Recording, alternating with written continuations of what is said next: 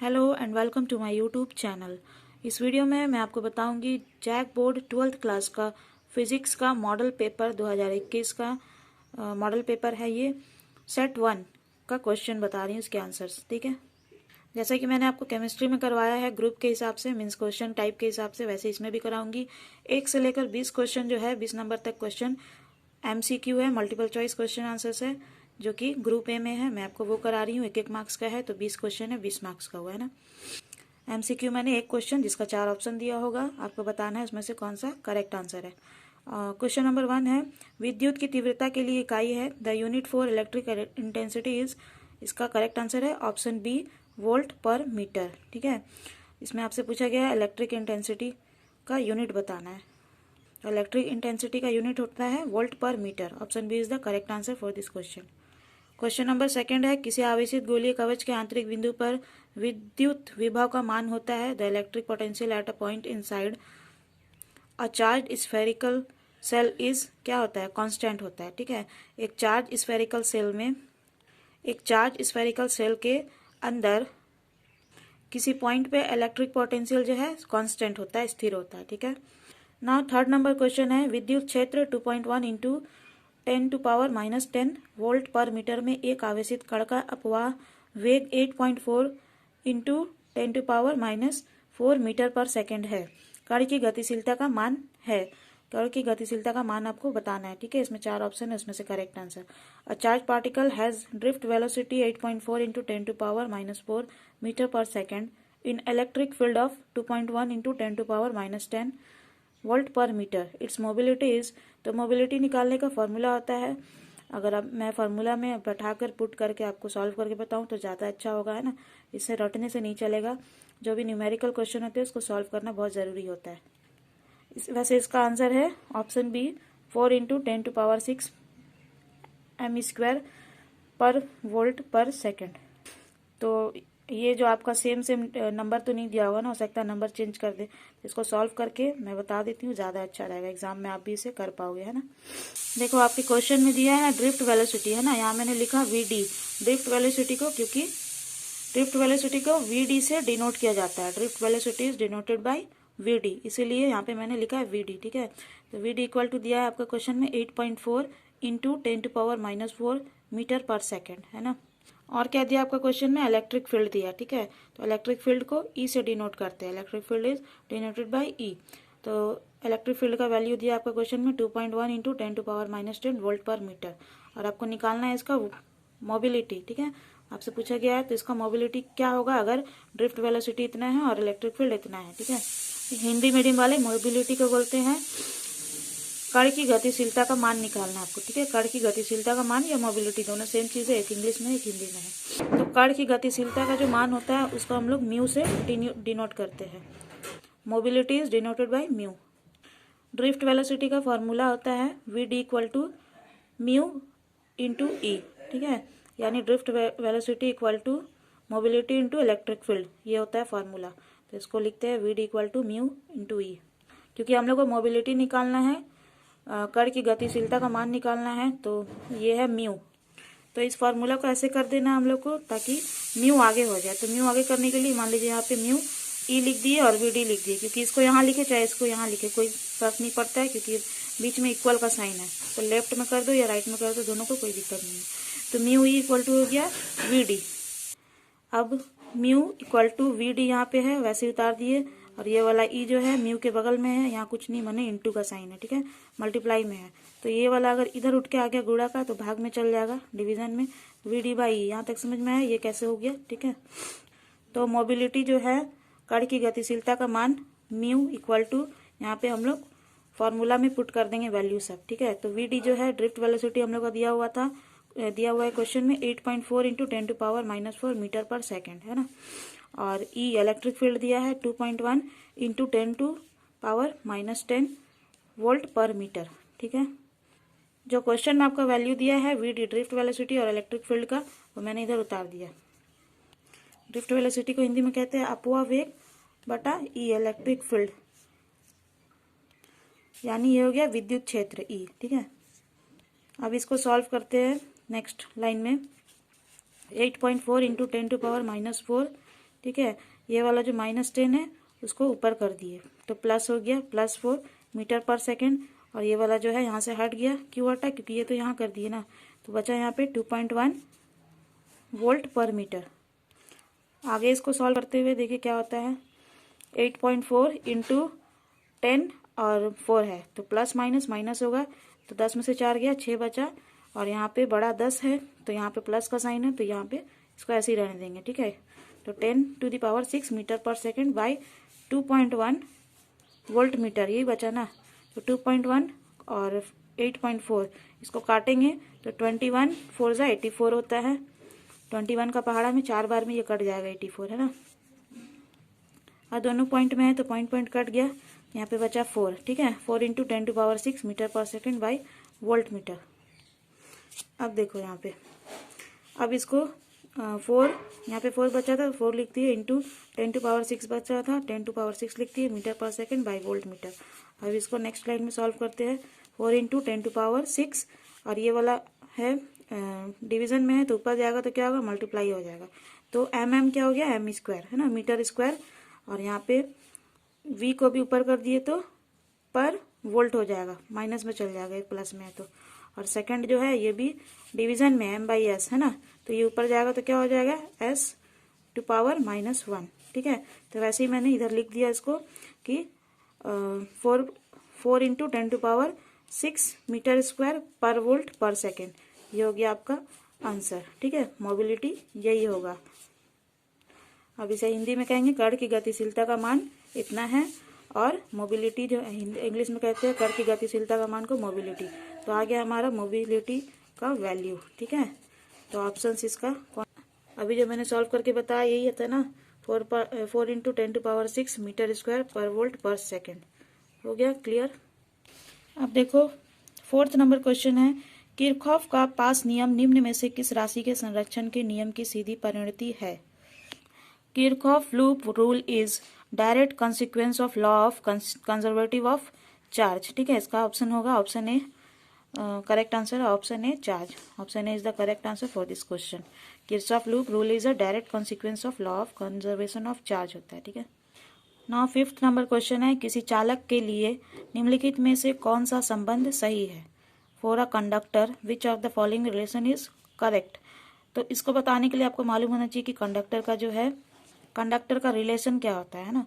तो कंडक्टर का रिलेशन मैं आपको बताती हूँ। कंडक्टर का रिलेशन होता है जे का vector equal to sigma into E का वेक्टर, ठीक है। यहाँ option C is the correct answer for this question, vector of J equal to sigma vector of E, ठीक है। यहाँ पे मैं आपको बता रही हूँ वेक्टर ऑफ जे का मतलब होता है करंट डेंसिटी, ठीक है। Current density is denoted by vector J, and sigma का अर्थ होता है conductivity, conductivity is denoted by sigma. Sigma से हम लोग कंडक्टिविटी को पहचानते हैं, डिनोट करते हैं, ठीक है। Conductivity of material is denoted by sigma. देखिए 6 जो है उल्टा करके लिखा हुआ है ना, सोया हुआ 6 वही है। और यहाँ पे वेक्टर ऑफ ई का मतलब हुआ, ई का वेक्टर का मतलब हुआ intensity of electric field, because intensity of electric field is denoted by vector of E, है ना। ई का वेक्टर से इंटेंसिटी ऑफ इलेक्ट्रिक फील्ड को डिनोट किया जाता है। क्लियर है। मतलब यहाँ पे vector J equal to sigma into vector E का अर्थ हुआ current density is equal to conductivity of a material into intensity of electric field। Clear है। चलो नेक्स्ट क्वेश्चन बताती हूँ।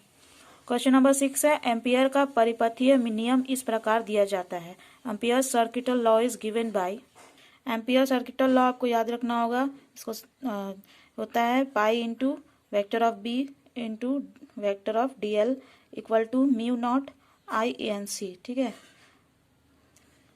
So option B is the correct answer for this question. Ampere circuital law is option B, ठीक है। Option B जो है इसका correct answer है।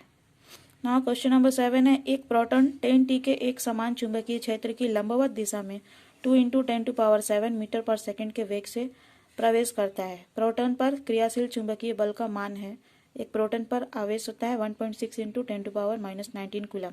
देखिए यहाँ पे सॉल्यूशन के लिए आप लोगों को एक हिंट भी दिया हुआ है ना, कि प्रोटॉन पर आवेश होता है 1.6 इंटू 10⁻⁻19 कूलम। यही क्वेश्चन आपका इंग्लिश में है, A protein enters a uniform magnetic field of 10T with velocity 2 into 10 to power 7 metre per second at right angles to the field. At right angle बोला है, right angle कितना degree का होता है? 90 degree का, है ना. The magnetic force acting on the proton is, आपको बताना है मैग्नेटिक फोर्स के बारे में कितना होगा. और चार्ज ऑन द प्रोटॉन दिया है 1.6 इंटू 10 टू पावर -19 कूलम. थोड़ा सा हिंट भी दिया हुआ है आपको, ऑप्शंस दिए हैं इसके. इसका करेक्ट आंसर वैसे तो ऑप्शन बी है 3.2 इंटू 10 टू पावर -11 न्यूटन. लेकिन ये कैसे आया ये आपको जानना जरूरी है, क्योंकि एग्जाम में आएगा, तो ऐसे रट के जाने से फायदा नहीं है. सॉल्यूशन बता रही हूँ, ठीक है. क्वेश्चन नंबर 7 में बोला गया कि एक मैग्नेटिक फील्ड में एक प्रोटॉन प्रवेश कर रहा है या एंटर कर रहा है, ठीक है. तो उसका मैग्नेटिक फोर्स आपको बताना है इसमें क्या होगा जब कुछ वैल्यू दिया हुआ है आपको, ठीक है. तो मैग्नेटिक फोर्स का फॉर्मूला होता है QVB साइन थीटा, जहाँ पे वेयर F का मतलब है फोर्स, ठीक है. ये जो फॉर्मूला में बताया है F equal to QVB sine theta. तो इसमें मैं हर एक टर्म का आपको बता रही हूँ इसको क्या बोलते हैं. F का मतलब हो गया फोर्स, यहाँ पे Q जो है, Q क्या होता है? Charge is denoted by Q, तो इसलिए Q इक्वल टू हो गया चार्ज.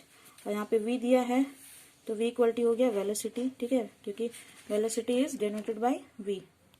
आगे फॉर्मूला में है B, यहाँ पे B का हो गया मैग्नेटिक फील्ड. और साइन थीटा जो है दोनों साइन कॉस टेन पड़े है ना, वो क्या होता है? एंगल्स होते हैं. तो एंगल के बारे में दिया है, क्योंकि आपका क्वेश्चन में दिया है ना राइट एंगल. तो राइट एंगल कितना होता है? 90 डिग्री का. तो यहाँ पे साइन थीटा हो गया साइन 90 डिग्री, है ना. अब देखो ये फोर्स का जो फॉर्मूला है QVB साइन थीटा, इस पे हम लोग पुट करते हैं सारा वैल्यू जो दिया है क्वेश्चन में. F इक्वल टू Q, ठीक है, 1. तो Q दिया हुआ है ना आपका charge 1.6 into 10 to power -19, hint में दिया हुआ था. और V हो गया आपका वेलोसिटी दिया हुआ है 2.2 इंटू 10 टू पावर 7. देखिए यहाँ क्वेश्चन में दिया है 2 into 10 to power 7 metre per second velocity, है ना. तो जो आपका क्वेश्चन में दिया है 2 इंटू 10 टू पावर 7, वो मैंने यहाँ पे उतार दिया. उसके आगे B. तो इलेक्ट्रिक फील्ड जो है, सॉरी इलेक्ट्रिक नहीं, मैग्नेटिक फील्ड जो यहाँ पे है क्वेश्चन में दिया हुआ आपका 10T, है ना. Magnetic field is 10T. चुंबकीय क्षेत्र दिया इसमें 10. तो वैसे ही मैंने उतार दिया B की जगह में 10 और साइन थीटा यहाँ पे मैंने लिख दिया साइन थीटा. तो 1.6 into 10 to power -19 into 2 into 10 to power 7 into 10 और साइन थीटा यानी साइन 90 डिग्री कितना होता है? 90 डिग्री का वैल्यू साइन 90 डिग्री 1 होता है ना. तो यहाँ पे मैंने 1 लिख दिया, ठीक है.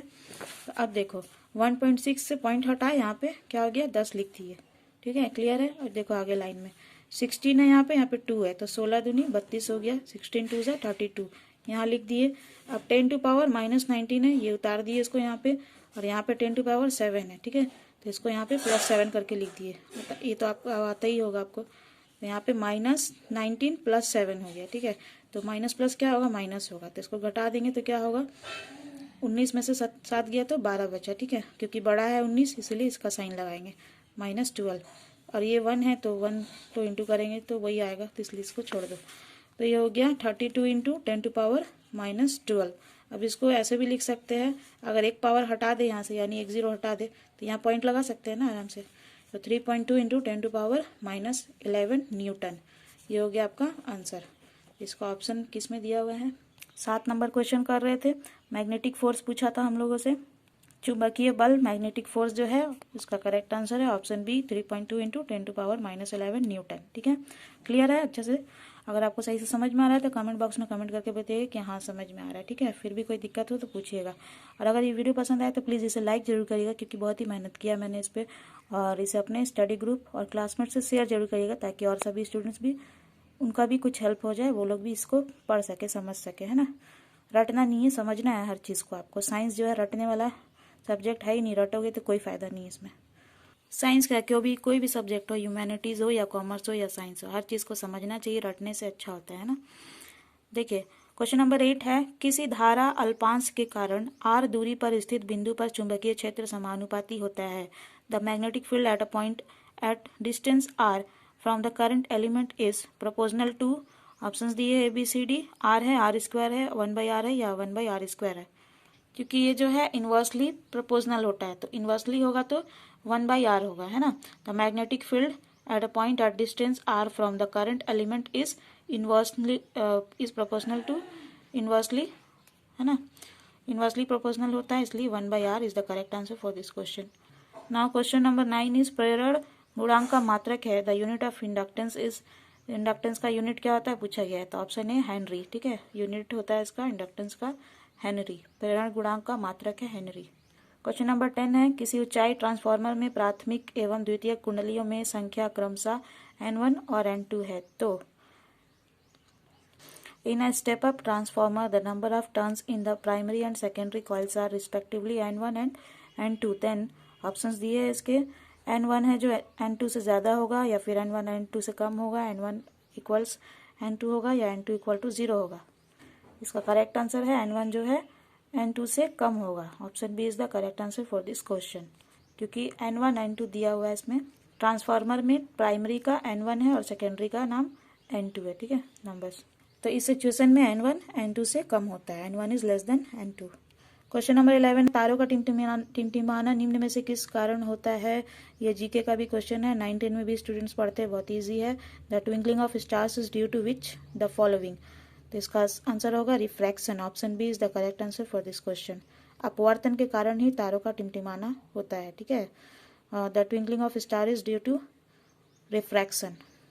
समझ में आ रहा है ना आपको अच्छे से। 12 नंबर क्वेश्चन है, देखिए, अपवर्तन कोण 8 डिग्री वाला एक अपवर्तक कोण 8 डिग्री वाला एक पतला प्रिज्म 4 डिग्री का विचलन उत्पन्न करता है, प्रिज्म के पदार्थ का अपवर्तनांक है, ऑप्शंस दिए हुए हैं, a thin prism of refracting angle 8 degree produces a deviation of 4 degree, the refraction index of the material of the prism is, options दिए हुए हैं 1.33, 1.5, 0.5 या फिर 1.25, इसका करेक्ट आंसर होगा ऑप्शन बी 1.5। तो प्रिज्म का मटेरियल का रिफ्रैक्टिव इंडेक्स जो है 1.5 होगा। चलो एक न्यूमेरिकल इसको भी समझा देती हूँ, क्योंकि डिविएशन जो है, एक पतला सा प्रिज्म है, ठीक है, जिसका रिफ्रैक्टिंग एंगल है 8 डिग्री और डिविएशन है आपका 4 degree.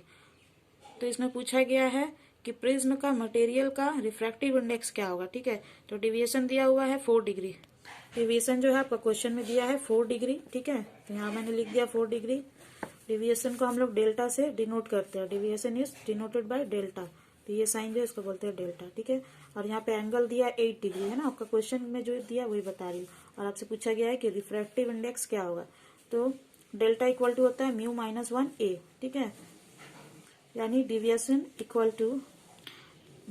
Equal to refractive index mu, जिससे डिनोट करते हैं, ठीक है, म्यू से, deviation equal to refractive index -1 into a angle, ठीक है, तो जो जो वैल्यू दिया उसको पुट करते जाएंगे। डिविएशन का वैल्यू दिया था 4 डिग्री आपका क्वेश्चन में, इक्वल टू म्यू नहीं दिया हुआ है तो म्यू को ऐसे लिख दिए, फिर -1 अंडर ब्रैकेट 8 डिग्री दिया हुआ एंगल, तो यहाँ पे 8 लिख दिए, ठीक है।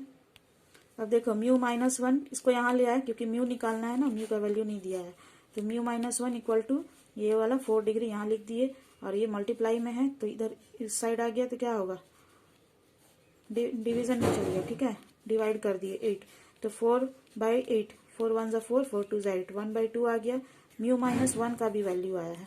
अब म्यू को निकालेंगे तो म्यू इक्वल टू 1/2, और ये माइनस में है, इधर आएगा तो क्या होगा, प्लस में हो जाएगा, +1, तो 1/2 + 1 हो गया 3/2, तो 3/2 को हम लोग सॉल्व करेंगे तो देखिएगा 1.5 आएगा आंसर, ठीक है। अब समझ में आया 1.5 कैसे आया है। सो ये जो म्यू है, रिफ्रैक्टिव इंडेक्स जो है 1.5 होगा, क्लियर है। चलो क्वेश्चन नंबर 13 है, दो प्रकाश स्रोत कला संबद्ध कहे जाते हैं यदि उनसे उत्पन्न तरंगों का 2 light sources are coherent when the produce waves of, options दिए हैं equal wavelength, equal velocity, equal intensity या फिर equal wavelength with constant phase difference. तरंग दैर्ध्य समान हो, वेग समान हो, तीव्रता समान हो, या समान तरंग दैर्ध्य और नियत कालांतर हो। पहले यह मैं आपको बता दूं कि कोहेरेंट का मतलब होता है, coherent means to follow same condition, यानी कि सेम कंडीशन को फॉलो करना। जब दो लाइट्स है सेम कंडीशन को फॉलो करते हैं तो कब करते हैं, व्हेन द प्रोड्यूस वेव का ऐसा होगा जब दो लाइट सोर्सेस सेम कंडीशन को फॉलो करेंगे, ये क्वेश्चन किया गया आपको, ठीक है। ऐसा तब होता है, दो लाइट सोर्स सेम कंडीशन को फॉलो तब करेंगे जब प्रोड्यूस वेव जो है equal wavelength with constant phase difference हो। So option D is the correct answer for this question, when the produce waves of equal wavelength with constant phase difference then 2 light sources are coherent, ठीक है।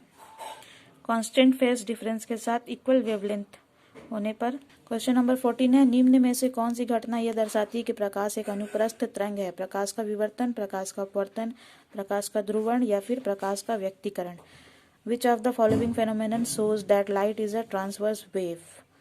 Diffraction of light, refraction of light, polarisation of light या interference of light. Polarisation से पता चलता है हम लोगों को कि लाइट जो है ट्रांसवर्स वेव है ना। So option C is the correct answer for this question, polarisation of light.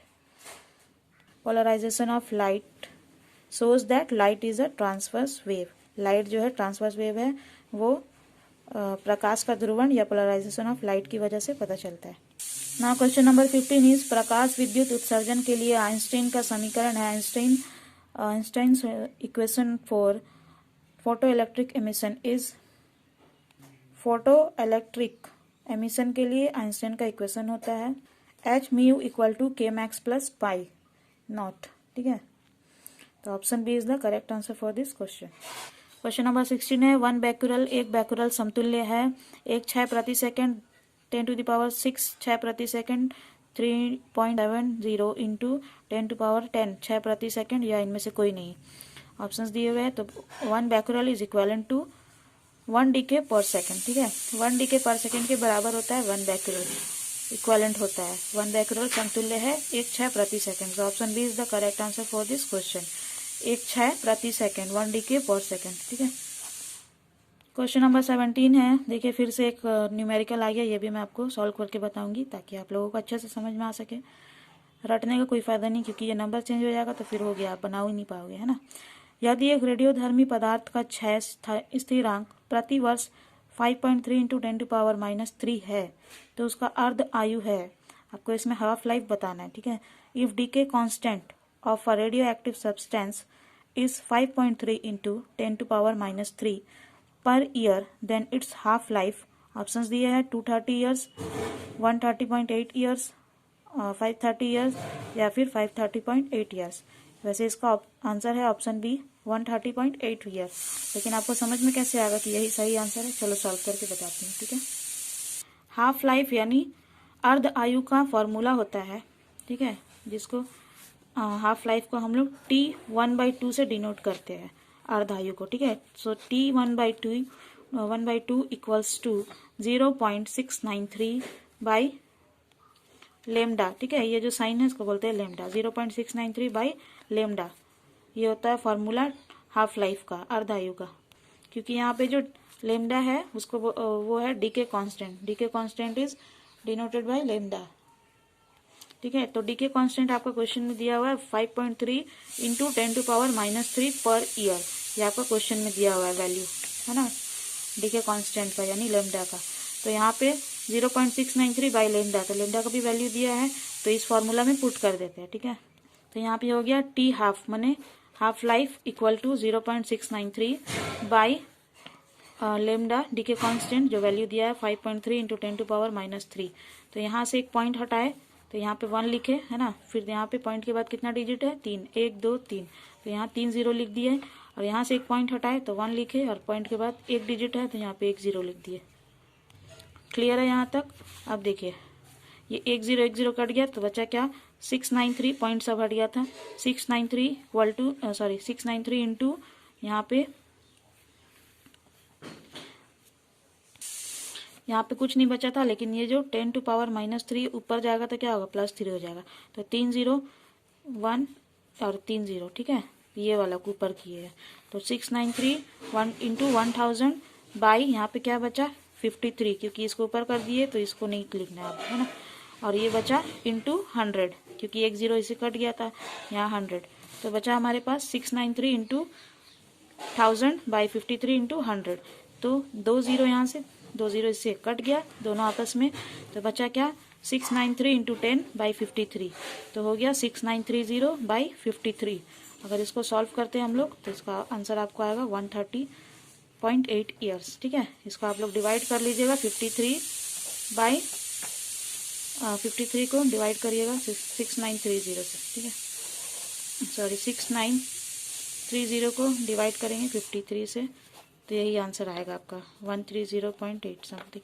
ठीक है, तो इसका हाफ लाइफ अर्धायु हो गया 130.8 वर्ष, 130.8 years. Option B is the correct answer for question number 17। हाँ, क्वेश्चन नंबर 18 है 1 AMU में U समतुल्य है। 1 AMU U is equivalent 1 AMU equals होता है 931 मेगा इलेक्ट्रॉन वोल्ट। ठीक है, तो यहाँ पे 931 किधर है? Option B. Option B is the correct answer for this question. 931 mega electron volt, MEV means mega electron volt. Mega electron volt is denoted by MEV। Question number 19 is N type अर्धचालक बनते हैं जब अपमिश्रक परमाणु होते हैं। N type semiconductor is formed when dopant item is, इसमें options दिए हुए हैं, पंच संयोजी, त्रिसंयोजी, द्विसंयोजी या एक संयोजी, पेंटावैलेंट, ट्रीवैलेंट, बाइवैलेंट या फिर मोनोवैलेंट। इसका करेक्ट आंसर है पेंटावैलेंट। अब इसको मैं समझाऊं अच्छा से। तो अब देखो इसमें पूछा गया है, 19 नंबर को इजी करके बता रही हूँ मैं। एलिमेंट प्लस व्हाट है ना, डैश दिया है, equal to N type semiconductor, यानी एन टाइप सेमीकंडक्टर के लिए एलिमेंट में क्या मिलाएंगे? तो पेंटावैलेंट को ऐड करने से मिलता है। So option A is the correct answer for question number 19, pentavalent. पंच संयोजी। क्वेश्चन नंबर 20 इज निम्न में से कौन सार्वत्रिक तर्क द्वार है? Which of the following gates is universal logic gate? Gate में आप लोगों ने पढ़ा होगा कि यूनिवर्सल गेट जो होते हैं दो तो होते हैं। ठीक है, दो यूनिवर्सल गेट होते हैं। क्या क्या होते हैं? NOR gate and NAND gate. NOR gate and NAND gate are universal gate. तो यहाँ पे क्या क्या ऑप्शंस दिया हुआ है? नॉट, और, एंड, नैंड। तभी मैंने आपको बताया ना कि नॉर और नैंड गेट जो होता है वो यूनिवर्सल होता है। तो यहाँ पे नैंड दिया है, तो ये हो गया correct answer. Option D is the correct answer for question number 20। ठीक है, तो अगर यहाँ पे मान लीजिए नॉर भी दिया होता है ना, तो ये भी यूनिवर्सल होता है, क्योंकि नॉट और एंड यूनिवर्सल गेट नहीं होता है। क्या होता है? बस नॉर एंड नैंड। ठीक है, NOR and NAND is universal gate. Clear है? अगर आपको ये वीडियो पसंद आया तो इसे लाइक जरूर करिएगा, अपने फ्रेंड सर्कल में, स्टडी ग्रुप में, क्लासमेट से शेयर जरूर करिएगा, और कमेंट करके बताइएगा कि आपको ये वीडियो कैसा लगा। And thank you viewers for watching this video.